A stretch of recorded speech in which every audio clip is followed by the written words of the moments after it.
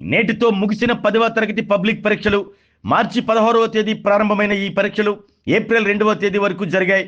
వాస్తవానికి మార్చి 30తో పరీక్షలు పూర్తి కావాల్సి ఉంది. మార్చి 21వ తేదీ జరగవలసిన ఇంగ్లీష్ పరీక్ష రంజాన్ పండుగ సందర్భంగా సెలవు ప్రకటించడంతో ఏప్రిల్ 2వ తేదీకి మార్చారు.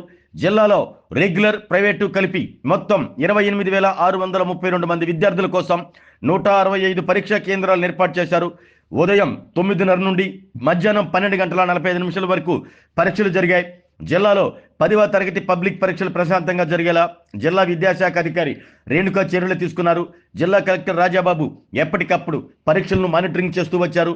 జిల్లా అబ్జర్వర్గా నియమితులైన సుబ్బారెడ్డి పరీక్షలు సజావుగా జరిగేందుకు చీఫ్ సూపరింటెండెంట్లకు ఎప్పటికప్పుడు ఆదేశాలు ఇస్తూ వచ్చారు.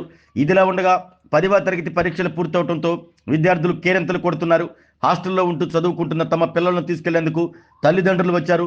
హాస్టల్లో వారి సామాగ్రిని తీసుకుని తమ ప్రాంతాలకు సంతోషంగా పయనమయ్యారు.